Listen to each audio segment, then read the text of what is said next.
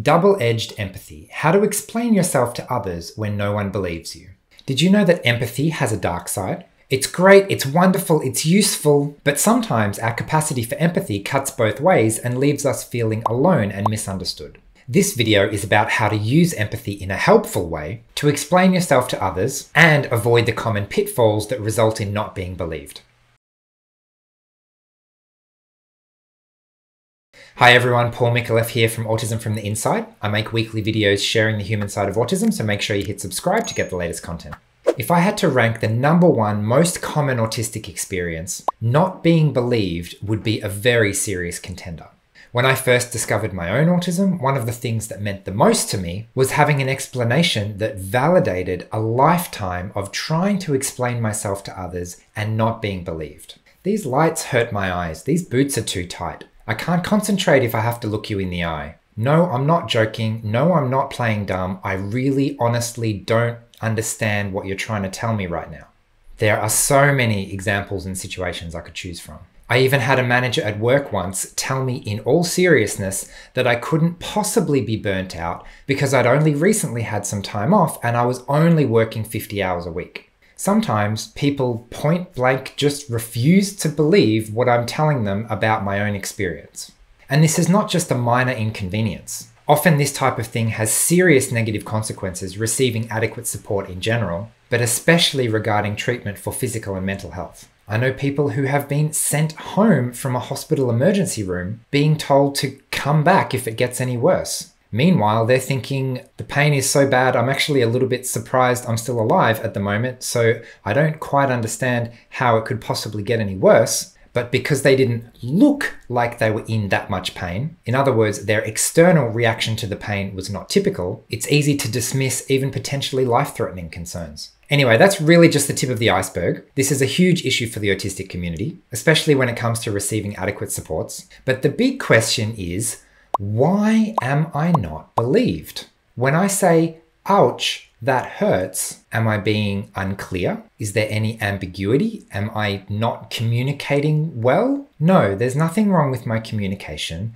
The problem is empathy. But instead of helping the other person understand how I feel, in this case, empathy is actually getting in the way. It leads them to imagine that they know how I feel, even when they're very, very wrong. So in this sense, empathy is a double-edged sword. Yes, it can help us understand the experiences of others by stepping into their shoes, but when we get it wrong, when we imagine the other person is feeling something quite different from what they're actually experiencing, it can create an even bigger barrier. So let's look at both the positive and negative potential of empathy. Firstly, on the plus side, you may have heard the saying that autistic behavior is human behavior. And that's true. All so-called autistic behavior is just an extreme form of everyday human behavior that we see in the whole population all the time. Take avoiding eye contact, for example. I often use this as an example when I'm presenting in person at a conference. It's very simple. Firstly, I tell the audience that I'm about to ask for a volunteer for an unknown activity, and then for some weird reason, everyone I look at suddenly avoids eye contact with me. Weird, huh? Or sensory issues are just as common. A massage, for example, can be too light, or just right, or uncomfortably firm, or just plain painful. Everyone has their own personal threshold, and it can sometimes even vary from day to day or from place to place on your body. So when I say the lights are too bright and they're hurting my eyes, it's not an exaggeration, and we can actually all imagine lights that are so bright that they hurt our eyes. Anyway, this is a huge topic, and I personally love using empathy experiments to help people get a felt understanding of the autistic experience, of otherwise weird autistic behavior that they previously didn't really understand. Autistic behavior is actually not weird. I'm actually the same as you, I'm just calibrated differently. So that was the good side of empathy, and now we've got the dark side of empathy. The dark side of empathy, however, shows its head due to one fatal assumption, an assumption that many autistic people learn very early on cannot be trusted. As a starting point of connection, it's easy to assume you're probably a little bit like me. If I like dancing and moving my body, maybe you like dancing and moving your body. If I like cupcakes, maybe you like cupcakes. In many cases, this is a pretty good starting point for connection, a good first guess at what this new unknown person might like or dislike. Unless you're autistic, in which case this starting assumption might get you into even more trouble than it's worth. For example, when I'm sad, I like to be left alone so I can sit quietly. But instead, people keep coming up to me and touching me on the shoulder and asking me inane questions like, "Are you okay?" Obviously, I'm not okay. Obviously, you already know that I'm not okay. Otherwise, you would not be asking me if I'm okay. So why don't you just leave me alone so that I can start to feel better? This is the kind of unhelpful miscommunication that can come from assuming that other people like and respond to the same things that we do. So anyway, I learned personally very early on that other people around me very often liked or needed very different things to me. I have a feeling lots of other autistic people learned this too, which is one of the reasons that we often communicate so well with each other, because our fundamental assumption is, you're probably different to me. How about I listen to your preferences and figure out what it's like for you so that I can behave in a helpful way in this situation, rather than just doing to you what I would like someone to do to me, even if it's going to have the opposite effect on you.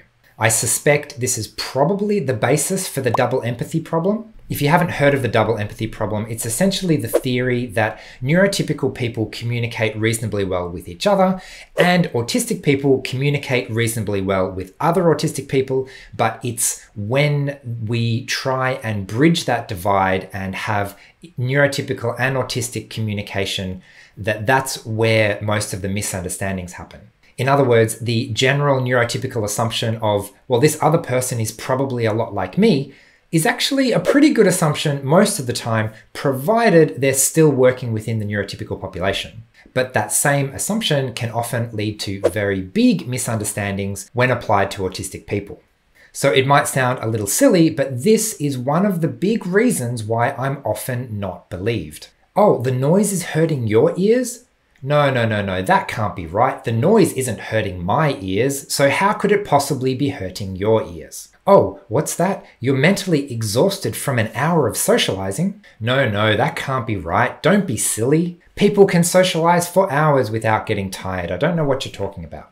Interestingly, the inverse is also true for negative things. What's that? You're telling me that staying at home and playing video games all day is a really good way for you to wind down? No, that can't be right. Everyone knows that the best way to wind down is to leave the house and socialize with other people.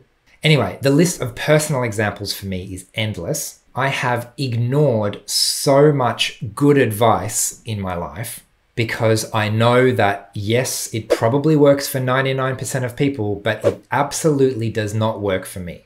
And it's really, really hard to explain why when my personal experience is so different, so foreign to the experience of my listener.